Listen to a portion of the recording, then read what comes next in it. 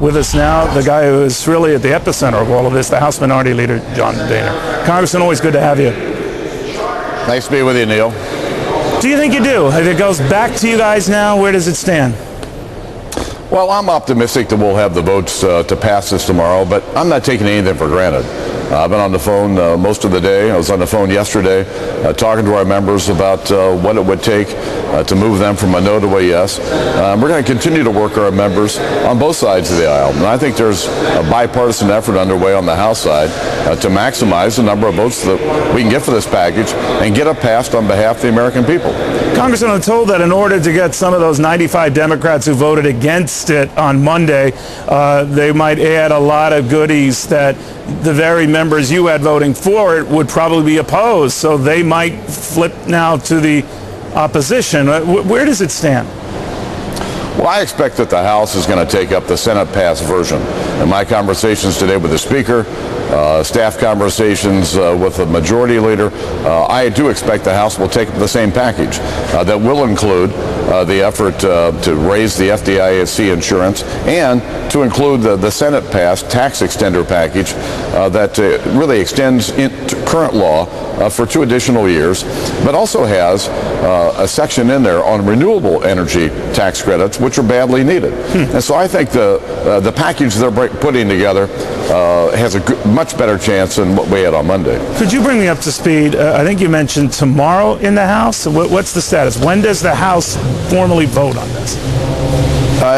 It's still under discussion. It could be Thursday night or it could be Friday morning. That really hasn't been decided yet. Would it be Friday morning at the latest? Is the goal to have this done before the weekend and early on Friday? I think early on Friday is the latest that we could expect that this bill will pass. So wait a minute. We're hopeful it's passed. I'm sorry, sir. So early on Friday, that would be closing a deal, some sort of deal, when the markets are still open. Would that be by design? No, what we're dealing with here are House rules. And because we're not in session until noon tomorrow, it's very difficult for the Rules Committee to meet under House rules and still bring the bill up the same day. All right, so your Democratic counterparts, sir, have said Friday at the latest if we can do it. That's it. Interesting. Would anything be inferred if it's not done then? If you have to have another working weekend, I think you've worked about 82 days straight here, but I mean, if it does go into the weekend, could we read into that this thing is teetering? Well, Neil, I don't think that's going to be the case. Listen, House Republicans have stopped this bill twice. I stopped it a week ago Thursday at the White House, and the bill got better on behalf of American taxpayers. And while I wanted the bill to pass on Monday, most of my Republican colleagues voted no, and the bill went down. And the bill's gotten better. We would not have had the change from the SEC and FASB on mark-to-market clarification last night, I don't believe, unless this bill had gone down on Monday. And clearly the language increasing the FDIC insurance limit wouldn't be in there, even though we called for it to be included last weekend. And so this bill has gotten better because House Republicans have stood on principle, trying to make sure that we protect the taxpayer and to try to do everything we can to ensure this package will work the way it's intended. All right, just to remind folks back at home, because you're an encyclopedia with this stuff, sir, but when you refer to FASB, these are financial accounting rules that you're adjusting. Could I ask you a little bit, you mentioned your Republican colleagues, Congressman, and there are these reports that some of them are frustrated with you, that maybe you're not the leader for them. This always happens when there's a period of duress. How are you dealing with that? Is there a revolt going on? What? No, listen, this parlor game goes on in Washington every year.